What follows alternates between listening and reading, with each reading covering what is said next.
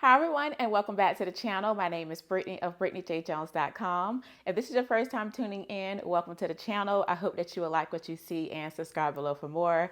Thank you to everyone who watched my previous video where I shared 3 summer tops beginner friendly patterns. And thank you all for the ones who said that you would check them out. That makes me really happy that you will, give it a try and just kind of work on the next level in your sewing journey, testing out new skills and techniques.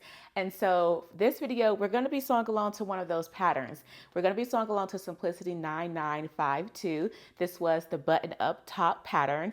Like I said, this one here had 4 pattern pieces: the front, the back, the collar, as well as the neckband. So I am making view A and I'm sewing the size medium using a cotton fabric. Let's get started. Again, we're going to be sewing along to Simplicity 9952, and we're going to be following along with view A in this video. As you can see, this is an easy to sew pattern.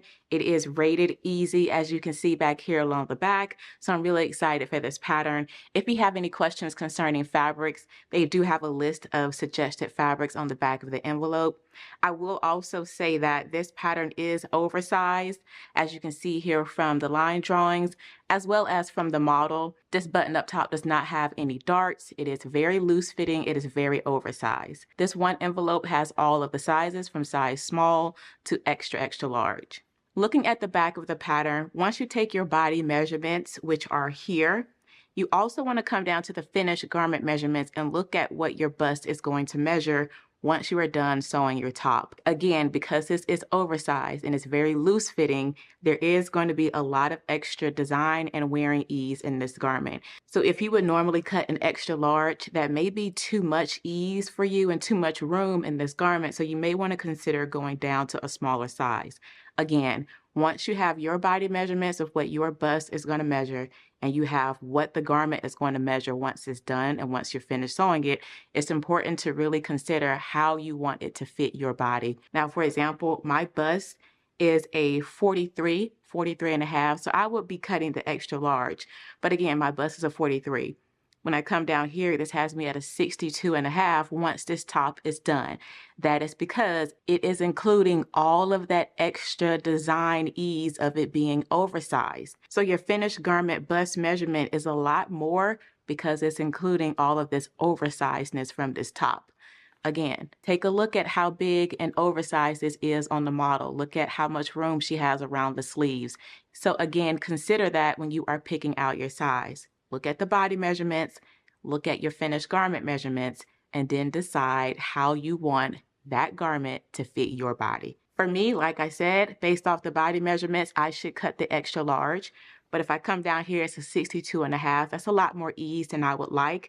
I'm going to go down and cut the medium today. Again, I want the top to still be oversized. I still want this look of the top, but I don't want that much ease, and that's okay. So I'm going to go down to a 54 and a half. That's going to give me about 11 extra inches of ease.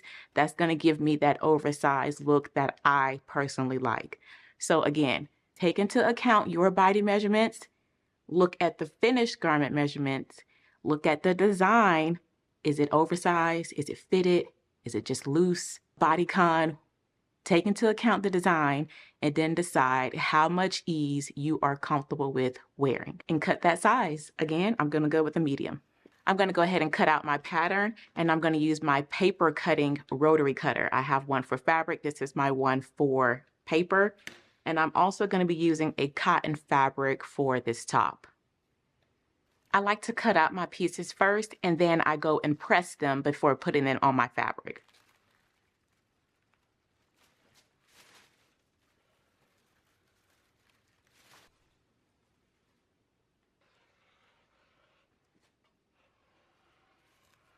Okay, I have all of my pattern pieces cut out. I've also cut out interfacing and fused that on.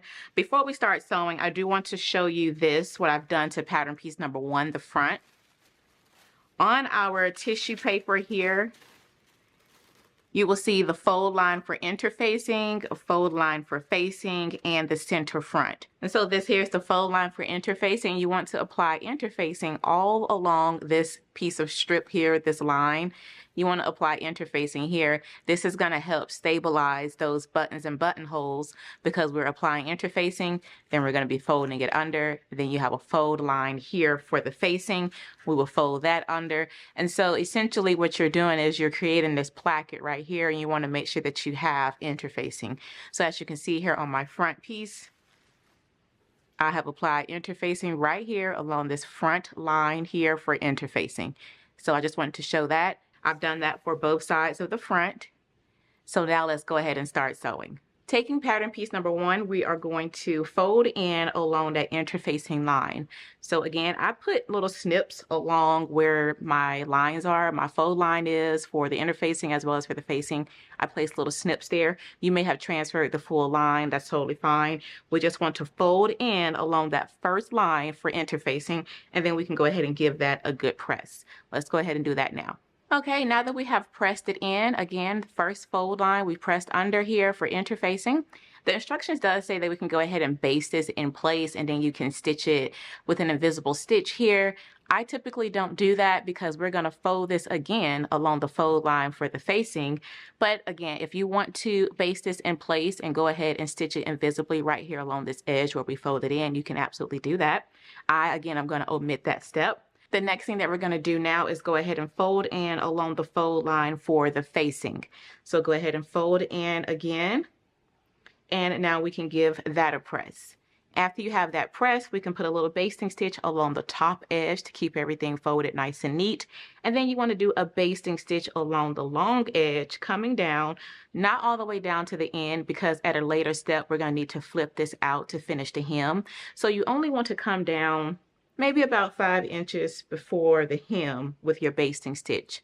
So again, go ahead and fold it along the fold line for facing, give that a press, do a basting stitch along the top here to keep everything together, folded nice and neat, and then a basting stitch down along the long edge, and maybe stop about 3 to 4 inches before you get to the hem. If you do not know how to do a basting stitch is the longest length stitch on your sewing machine.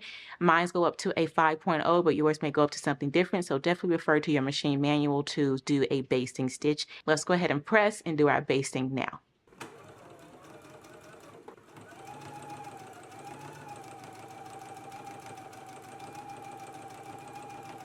Okay, now that we have done all of our basting stitches, I basted along this top edge here along the neckline, and then I basted right along the folded edge on the inside here where we folded in along the fold lines. I left an opening down here because again, we're going to have to flip this out at a later step. Once you have the basting stitches done, now on the outside, you want to do a permanent stitch following along with the basting stitch. So you could put your machine back at a 2.5 stitching length, and we're just going to stitch right down here following right along with the basting stitch.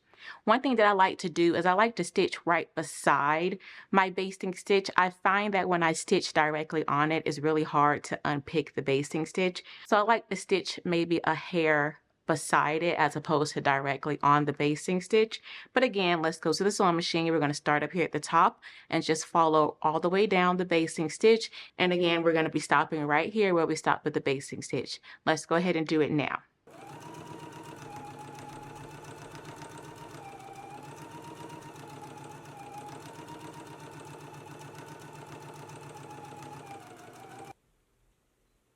Okay, now that you have done your top stitch, you can go ahead and remove your basting stitch. This is what mine looks like here. You want to make sure you do the same thing for both of the fronts.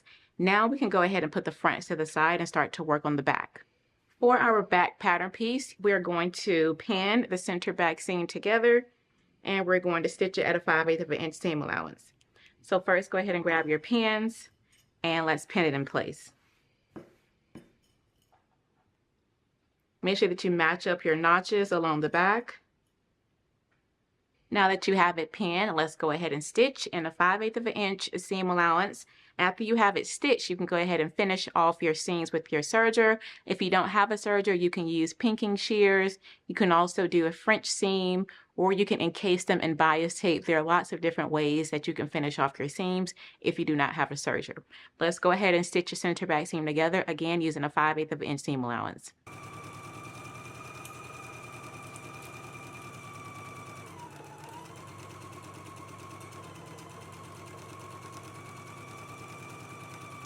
Okay, I have my center seam sewn. As you can see, I finished off the seam with my serger. I went ahead and just pressed it to one side. So now with right sides together, we are going to put our fronts, right sides facing to the back. So go ahead and grab your front pattern pieces here. And with right sides facing, we're going to match them up with the over shoulder here and pin in place. You should have a notch. You want to go ahead and match that up, pin that in place. And along our side here, you should have transferred a small circle. We want to pin at that circle. Make sure that you go through the other circle, pin that in place, and pin down the remainder of the side. I'm going to do the same thing to the other side here. Now that we have the over shoulder seam pinned and you have pinned down here below your small circle to the end, let's go ahead and stitch it all in place using a 5/8 of an inch seam allowance.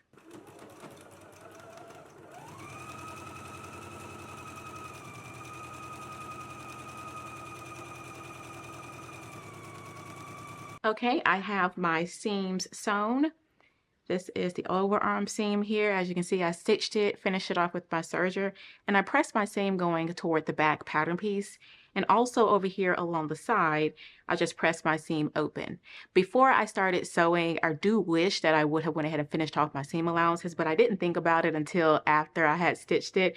So what I did was I just went to my serger and I just did one seam allowance at a time. I went all the way around and then just finished off on this side seam, just finishing off the edges. So I just wanted to mention that it's better if you can do it before you stitch your seam, but if you forget, you can always just go back and just do one seam allowance at a time, especially if you want them to be open and flat. For this one here, it really didn't matter because I was serging them together, but if you want them separately, it is best to do it before you stitch it. But again, if you forget, it's still not impossible to finish them off. Now let's go ahead and move on to the next step, and that is to do some stay stitching along the neck edge.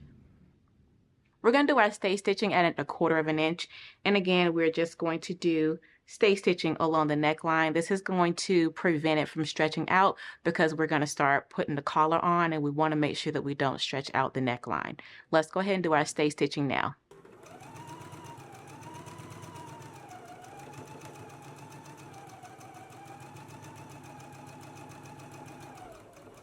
Now that we have the stay stitching done, let's go ahead and put this to the side. I did my stay stitching again at 1/4 of an inch seam allowance. I'm going to go ahead and put our top to the side, and now we can start to work on the collar. Beginning with pattern piece number 4, the collar. You should have cut out 2 of fabric and 1 of interfacing. I have 1 interfaced here, and I have my circles and markings transferred as well as my notches. We're going to go ahead and grab our pins, and we're going to pin along the sides and the lower edge of our collar pieces. Let's go ahead and stitch at a 5/8 of an inch seam allowance along the sides and lower edge. Make sure that you keep this portion up here open. Let's go ahead and stitch our collar now.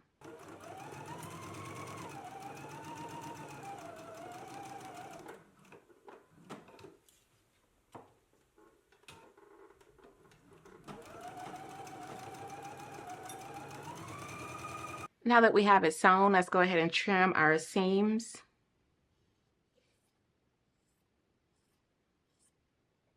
I'm trimming my seam down to about 1/4 of an inch. Go ahead and flip it out. Before we turn it completely right side out, we can go to our sewing machine and do understitching. With understitching, you want your seam allowance facing toward your interface piece like so. And we are going to stitch right here along the side, catching in this interfaced collar piece as well as the seam allowance. So again, make sure that you have your seam allowance going toward the interface side here. And then we're just going to stitch really close to this seam. So again, make sure your seam allowance is coming toward your interface piece. And then let's go ahead and stitch close to the seam.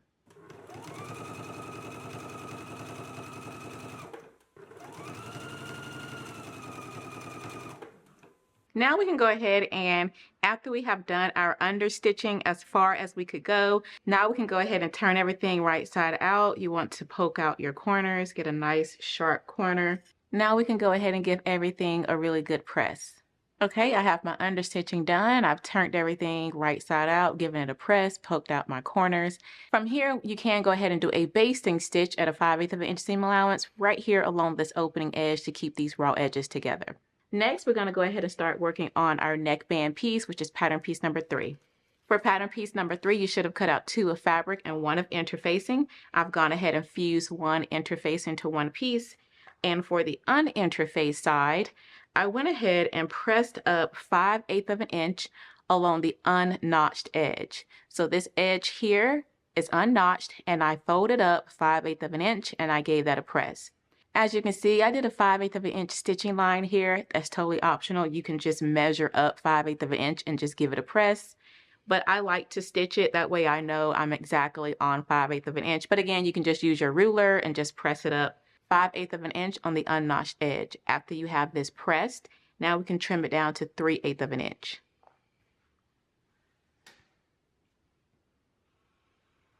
Okay, now that we have it trimmed, let's go ahead and put our pieces together.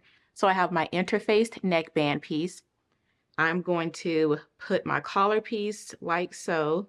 I have my interfaced neckband to the interfaced side of my collar, and I'm going to take the uninterfaced neckband and put it onto the uninterfaced side of my collar. You want the understitching to be under your collar. You do not want to attach this with the understitching facing up on your collar. So just keep that in mind as you're putting this together. Now we can go ahead and pin, matching up our notches and our dots, pin everything in place.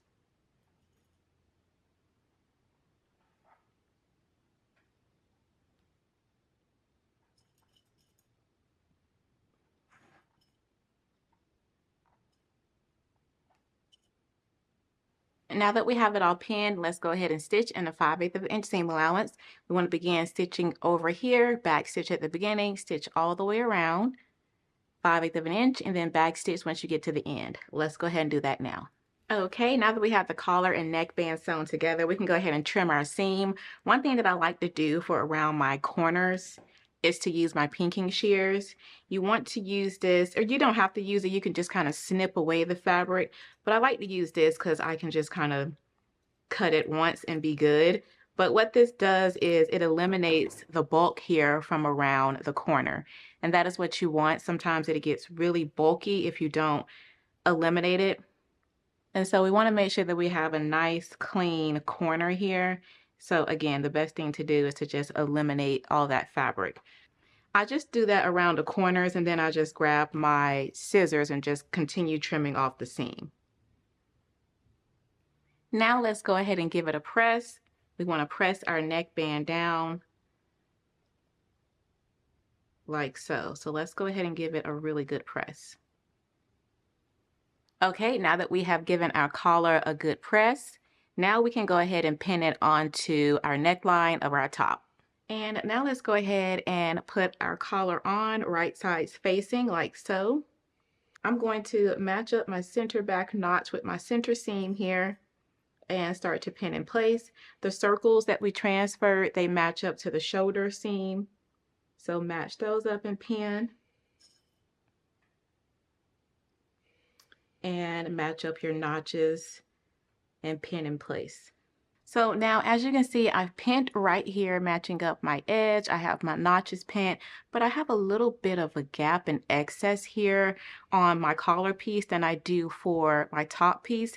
If you get this, all you have to do is just clip down to our stay stitching line, which is why a stay stitching line is really great to have. It'll allow you to be able to slash and spread your fabric. It gives you just a little bit more room so that you can ease in your fabric and pin it down a little bit better. And for right here, I'm just going to use more pins than usual because I want to make sure when I'm stitching, I get a really nice flat stitch here. Continue pinning your collar and neckband onto your top. Now that we have it pinned, we can go ahead and stitch it in place using a 5/8 of an inch seam allowance. While we are stitching, you want to make sure that you keep this pressed edge free. So be sure not to stitch this and just take your time going ahead and stitch on your collar.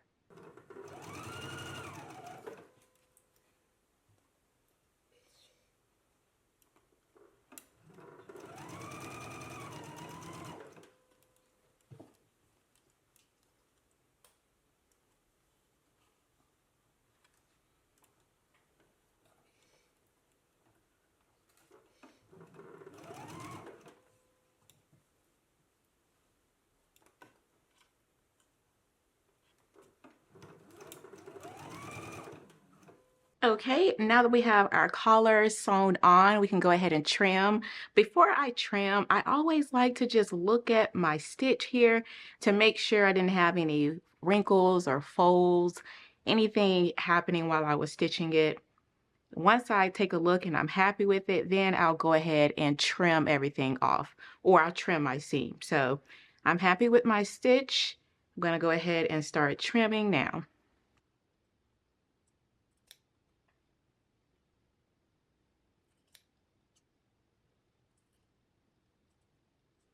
Okay, now that you have it trimmed, we can go ahead and press our seam going up toward the collar. Now that we have pressed the seam up, now we're going to take this folded pressed edge here. We're just going to fold it right over our seam, and then we can baste this in place. I am going to go ahead and put some pins in this first. Again, I'm just taking this pressed edge and I'm just bringing it right over our seam like so, and I'm just going to put some pins in this.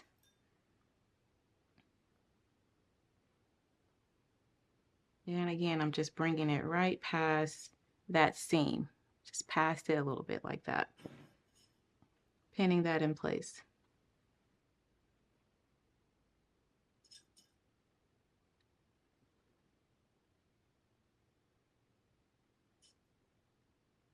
Okay, now that we have it pinned, we can go ahead and baste it in place. There are a couple different things we can do. You can baste this in place by machine, or if you prefer, you can get a needle and thread and baste it in place. After we have it basted, then we're just going to go ahead and follow along with our basting stitch with our regular machine stitch. The same thing that we did for our front fold placket area, we're going to do for this stitch. So again, you want to go ahead and baste it in place. You can baste it in place by machine or by hand, and then you want to go ahead and stitch it in place. You can stitch it in place by machine, or you can do a slip stitch by hand, whatever works best for you. Let's go ahead and do a basting stitch and our regular stitch now.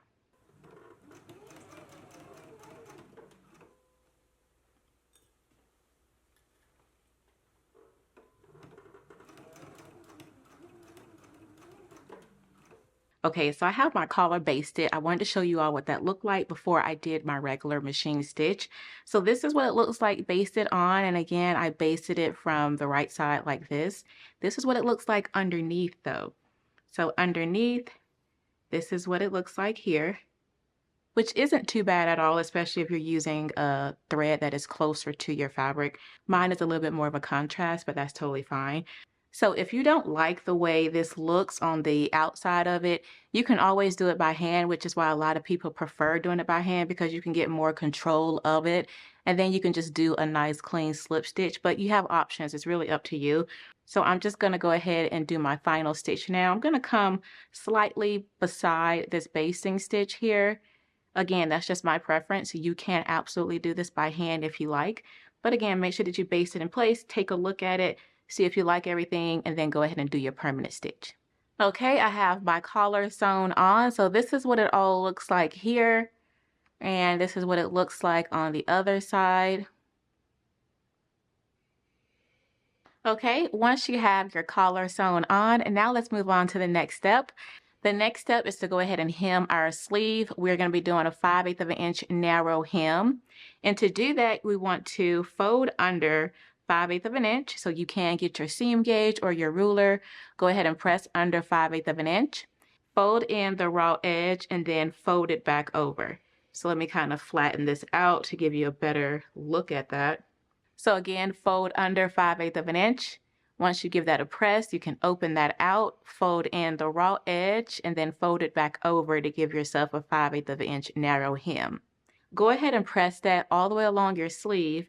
And then once we get to here, you want to still fold in that 5/8 of an inch. Fold in that 5/8 of an inch on both sides.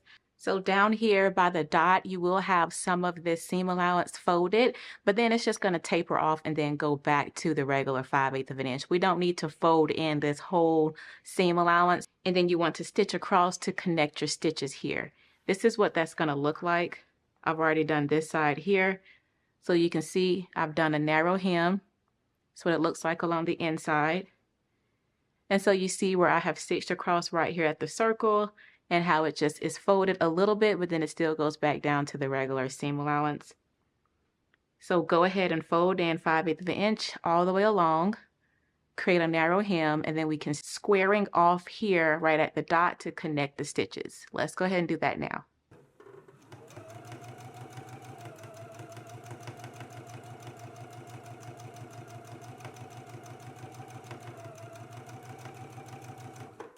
Now that we have our sleeves sewn, let's start working on the hem. For the hem of our top, we have this folded edge right here where we folded along the facing. What we're going to do is we are going to turn that out right along that fold and fold it over onto itself like so. So I know we have it double folded. I only unfolded it once. So again, this is how it's looking now. You are going to open out one edge and just fold it onto itself like so. Now I'm going to place a pin to hold this in place. We're going to go to our sewing machine and we are going to stitch across at 1¼ inch seam allowance. One thing that I like to do after I stitch, I continue that same stitch going along the lower edge, because what's going to happen is we're going to end up folding it up along the 1¼ inch seam allowance. And if we already have it marked with a stitch, then we know exactly where we're folding it up. Totally optional. You can just stitch right here at 1¼ inch, back stitch, and cut your thread. You do not have to continue that stitch all the way along the lower edge, but again, I'm just sharing because that's what I'm going to do, so you will see a long stitch just continuing. But again, same thing for this side here. We're going to fold it out onto itself, place a pin, and stitch across at 1¼ inch. Let's go ahead and stitch it now at 1¼ inch seam allowance.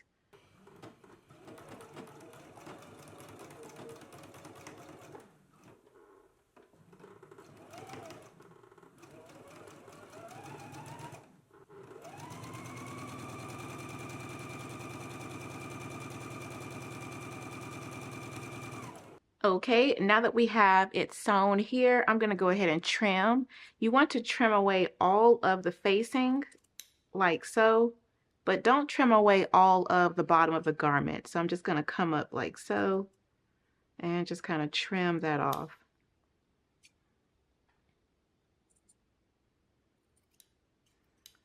So this is how that looks like. I trimmed away all of the facing, but I did not trim away all of the bottom of the top.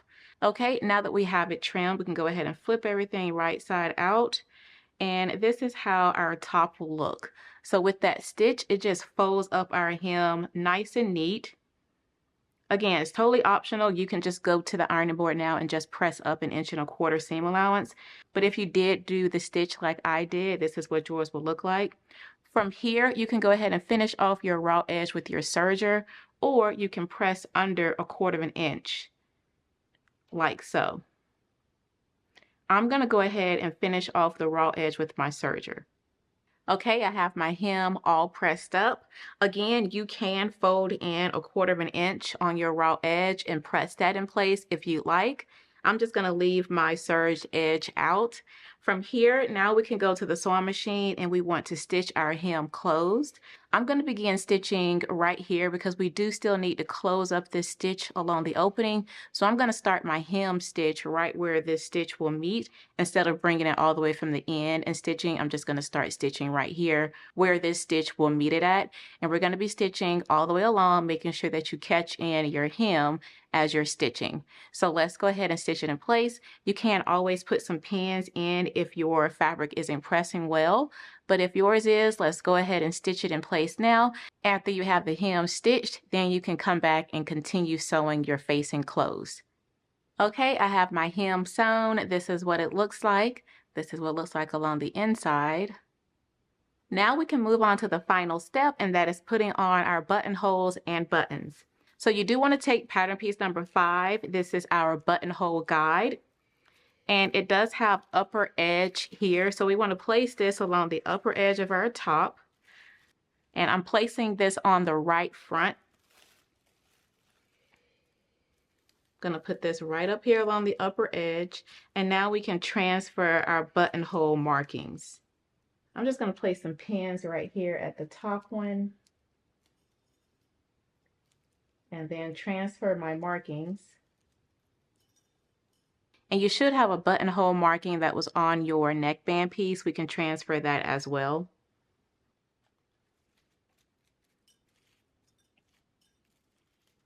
Okay, once you have all your buttonhole markings marked, now you can go to the sewing machine and go ahead and put your buttonholes on.